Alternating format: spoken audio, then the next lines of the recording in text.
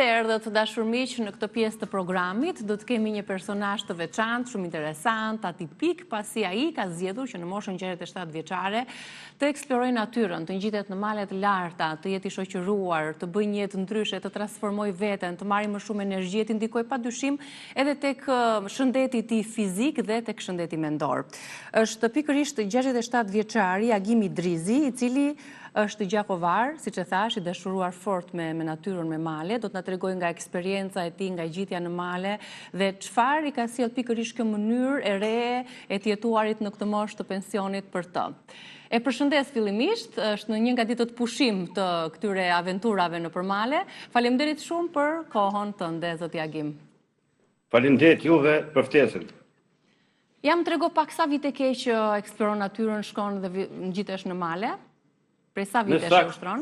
9 deri në 10 vite ashtu. 9 deri në 10 vite. Po si ka nisur? Më trego pak. Ka nisur rastisht në një mal të Gjakovës ku unë hala nuk isha marrë rrugë të bjeshkëve, nuk isha domethënë bjeshkatar apo alpinist. Dhe një takim me një shoqën time aty, e cila vreti talentin tim dhe më sugjeroi që t'ja nisi një jetë më ndryshe në të bëjmë bjeshkatarë, kështu më thonë. E është profesoresa Vjoca Kuqi nga Gjakova. Pra, vëri ti dëshirën tënde, këmbguljen tënde, pasionin për këtë lloj sporti, le ta quajmë, apo jo? Po, sigurisht, sakt. Më trego pak për ditën ose eksperiencën ngjitjen tënde të parë. Si ishte ajo? Ishte më e lodhshme, të stimuloi të shtyu për më tej, për të vazhduar ngjitjen e maleve? Si ka qenë eksperjenca jote e parë dhe në cilin mal je ngjitur? Eksperienca ime e parë ishte në Kosovë, në malit të Sharrit, më saktë maja Vërtop. Kjo emërtim duket se është slab, po kështu quhet. Ishin ditët e Sharrit, ishin një 300 vet aty, unë kështu si person nuk i përshtatet fort rregullave të shoqatave të ndryshme. Me thonë vërtetën, e them gjithmonë. Dhe aty ishte eksperienca ime e parë dhe kritikat e para. Kështu që e te kalova rreshin, mrinda i parë dhe po ta kritika, por u mësova me to, jo mësu tani. Kritika për çfarë? Për ku ishin fokusuar kritikat? Urnalli herë. Kritikat? Për çfarë të kanë kritikuar? Sepse kalova rreshtin. Kalove rreshtin, nuk e zbatuar të rregull. Këto shoqatat kanë rregulla. Unë për atë edhe u largova nga shoqatat, formova një grup, sepse e du malin, nuk du të jem prapa dikujne. Du të jem anash të shoh, të eksploroj, sepse kështu e du. Tani në këto 10 vite, Agim, sa të ka ndryshuar ty në shëndetin tënd fizik, në shëndetin mendor, në mënyrën se si ti mendon, si e bën jetën, sa të ka ndryshuar ky aktivitet, ky lloj sporti? 9 vite, 10 vite nuk janë pak të ngjitesh të kesh këtë jetë aktive në male. Po, mesatërisht këto vite janë mesatare, as shumë as pak. Mirë, po ndryshimi është shumë i madh, i lartë. Edhe nga pjesa fizike, psiqike, bët kuptimi tjetër për male, sepse çdo gjë mali ndryshon, është shëndet. Është mjeku më i aftë, mali, bjeshkët, aktivitetin e bjeshkët është mjekësia më e lartë, mjeku më i aftë. Do më tregosh cili ka qenë momenti më i bukur ose eksperienca më e bukur, aventura më e bukur që ke përjetuar? Kam shumë aventura të bukura, se cila është më e bukur se tjetra. Mirë po, duke marrë parasysh se mali i Jezersës ose bjeshka e Jezersës është më e larta, është më e njohura si bjeshkë edhe në komunitetin ndërkombëtar. Para një 3 vite e kam gjitë në Borë, kur trashësia Borës arrite afër 3 metra. Ishte një kënaqësi e papashkruar. Domethënë nuk përshkruhet me fjalë, nuk përkthehet. Ajo ishte kënaqësia më e madhe. Ne ndërkohë jemi duke parë edhe pamje të këtyre aventurave në verë dhe në dimër, sigurisht që këto lloj aventurash ngjitja në male sigurisht që ka dhe vështirësitë e veta, frikrat, kujdesi që duhet të kesh nga gjët e egra apo shtigjet e vështira. Të ka ndodhur ndonjë episod që ndoshta që mund të zmbrapste për ta bërë aventurën e radhës dhe si e ke përballuar? Vështirësitë janë të shumta, sidomos në kushte dimri, sepse atëherë bjeshka është e paparashikuar. Kush e di atje lart sa ka borë, çfarë gjendje ka bora, a ka akull, edhe kështu me radhë. Mirë po i kemi pajisjet për kushte dimri dhe pa marrë parasysh vështirësitë, nuk ka ndodhur që të kthehemi dhe të mos përngjetim malin. Pra keni vazhduar drejt, nuk ju ka zmbrapsur, nuk ka ndodhur që t'jeni kthyer nga ndonjë papritur. Sepse duke u ngjit lart me lart, e shoqëshim edhe a muj me e kry malin. Kështu që nuk na ka ndodhur që të kthehemi pas. Sa male ke ngjitur në këto vite, Agim? Më shumë të aktivitete kom pas në vrejën e Shqipënisë, në malin e Tropojës. Në malin e Tropojës. Malet të cilat i du shumë. Kom pas edhe në Kosovë, sidomos Gabjeshte, Deçanit, Joniku, Pejes, Sharit, sidomos. Mirë po, bjeshte të Tropojës nuk kanë krahasim. Këto janë dhe marrat më të bukura që ty të kanë dhënë më shumë kënaqësi apo jo? Po, bjeshte të Tropojës janë pa përshkruar. Absolutisht duhesh me qenë fort i aftë, duhesh me ditë gjithçka që të përshkruash ato bjeshtë. Sidomos në kushte dimni, sepse bora luks, të tonë dim, dhe pamet në kushte dimën në malet me borë janë fantastike. Po frika edhe një orteku patjetër që është, edhe duhet jesh dhe i informuar dhe i përgatitur për të përballuar, për të shmangur, nëse është e mundur shmangja gjithmonë. Sepse jo pak raste kemi dëgjuar pikërisht nga këto incidente të ndodhura nga ngjitja. Duhet me pas jashtëzakonisht kujdes dhe duhet me ditë kohën kur orteqet binë nga majët e maleve rrshesin dhe binë ato loginat. Mëse po nuk do ta kisha paramenu një tragjedi dikuj në ortek, sepse është e tmerrshme. Kështu që nuk kam dëgjuar diçka nga këto. Me tonë drejtën malet e Tropojës pak kush i viziton në kushte dimni. Shumë pak, minimum. Dhe kështu njerëzit kanë kujdes dhe nuk vinë. Dalin kushte vera, pranë vera vjeshte, dimnin, janë shumë trallë ata, janë tepër trallë. Çfarë krejtësi t'i jep mali, atë që nuk ta jep vendi ku ti jeton? Si thashë më parë, malet kanë një ndjesi tjetër. Në thonë të vërtetën kështu e kom rendit një farëndit e kom bo Zoti, familja malet. Aty e kom gjetë vetën, e kom pas mungesë shumë të madhe. Unë gjithmonë kom qenë sportisti, mirë po me gjitën e male, në bjeshtë të Tropojës, kom dëshru qasje.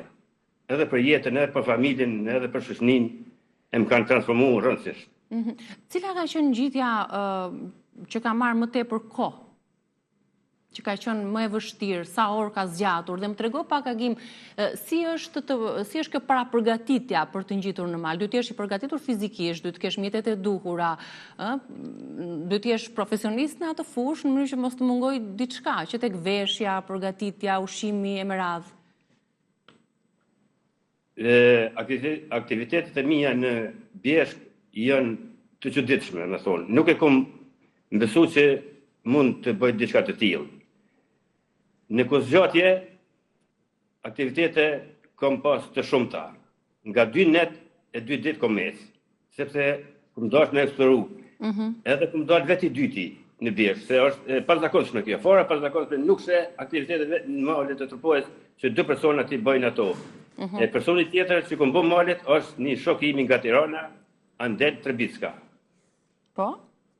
Në ato 3 vite kom eksploru malet e Tropojës.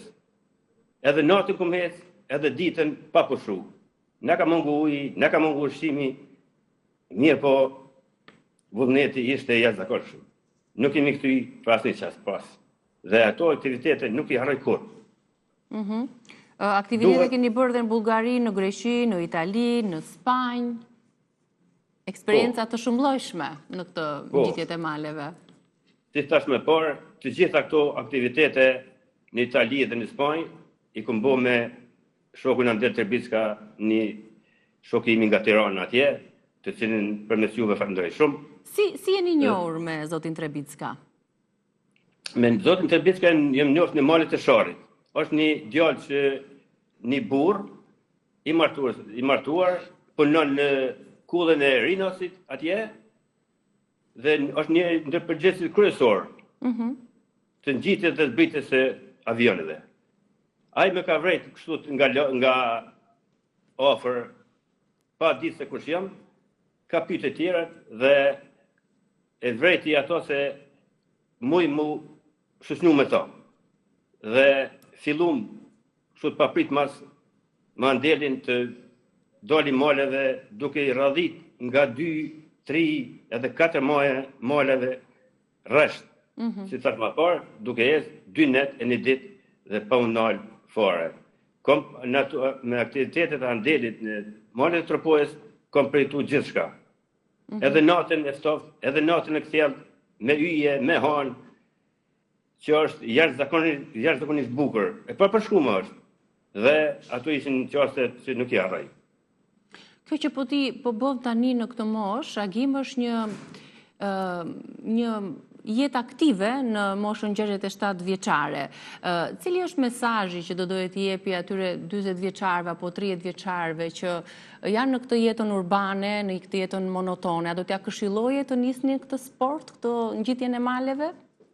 Do t'i këshilloja pa marrë parasysh edhe moshën. Kur do njëro me bëjë diçka, ja arrin. Mirë po, parametrat fizike dhe psikik duhet me qenë në rregull. Për shembull, parametrat fizik, për peshën e ke fjalën, për ushqimin që duhet të konsumosh në ato ditë? Duhet si kujdesesh ti për këtë pjesë? Aktivitetet fizike edhe fitness, aerobi me gjatë ditës, mena mundësive, mirë po çdo kush e gjen mundësinë me rregullu trupin e vet, fizikun e vet, edhe gjendjen psikike. Pa këto elemente, malet nuk bëhen. Sidomos ato Tropojës, ku ka kreshta të thepisën edhe vertikale, të pabesueshme, mirë po, gjitha kalohen kur parametrat fizike psikike ki në rregull. Agim, moshatarët tuaj, këtu edhe në Kosovë besoj, në këtë moshë, besoj se janë pa 2 ose 3 medikamente që konsumojnë. Ti pi ndonjë ilaç? Jo, thjesht me pas kujdes në ushqim. Shumë me tensionin, me kolesterolin, me diabetin, nuk e fare lidhje me këto, ke bërë një jetë në natyrë. I kom bo analizat para 1-2 javë, për çudi, janë çudi dhe mjekët atje, asë një problem nuk e kom. Në asë një analizë nga ofër 30 sosh, asë një nuk ka dalë. E gjitha këto falë, maleve dhe aktivitetet për ditëshme kështu. Duke ecë ofër 15 km, 10 km në ditë, dhe në vikend, sidomos ditëve dilla, ditëve në muaj. Si kujdesesh për ushqimin, Agim? Për ushqimin më shumë kisha preferu, si unë çka përdori, më shumë nga sallatat, vezët, peshqit dhe ushqimet lehta. Mirë po me pas përmbajtje me vitamina, me gjëra të tjera. Ndërkohë, familja jote si i pret këto ngjitjet e tua në mal? Të ka thënë ndonjëherë që po ç'të duhet kjo ngjitja, jo më mirë këtu, lëre pak, pusho pak, mosha bën veton e të tjera e të tjera? Me thonë të vërtetën, familja nuk din vërtetësisht se ku shkoj unë. Me shok. Nuk ka lidhje fare me këto dhe më mirë që nuk dihin. Nuk e din që ti ngjit malet, familja? Po jo, e din që ngjit malet, e din sigurisht, po vështirësitë që kaloj. Vështirësitë nuk ju tregon familjes. Jo, nuk i tregoj, megjithëse i kam video dhe fotot mirë, po kujtojnë se është unë shifë vetëm moje këtu në fotografi dhe ne po mi kështu, mirë po vështirësitë gjatë gjitjes, sidomos gjatë zbritjes, nuk i shohin.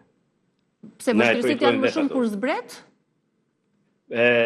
Është një thonje, mund gjitëm, mirë po si do të bëjmë në zbrit. Më duket se kur zbritja është më e thjeshtë se është... Jo, zbritja është shumë e rrezikshme. Okej, është më e rrezikshme zbritja. Të do të mbash ekuilibrin më shumë të trupit, apo jo, për mos të shkitur. Do në koncentret të jashtëzakonshme zbritja, sepse ndodhë që me ftyrë dhe me gjoks, duhesh më shu me zbrit të poshtë, me ftyrë e gjoks me kashi borës. Dhe nuk i shef punë tuja se kuj vetë. Pra të, e thëmë. Në grupin tuaj, me personat që bën këto ngjitjet, ti je më i madhi në mosh, Agim? Po, absolutisht jam më i vjetër. Të gjithë shokët janë 15, 20, 30 vjetë më të risonë. Mirë kur më shofin mu, kështu edhe ta marrin një eksperiencë tjetër.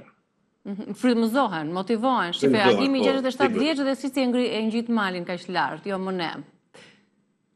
Ke ndërmend ta vazhdosh?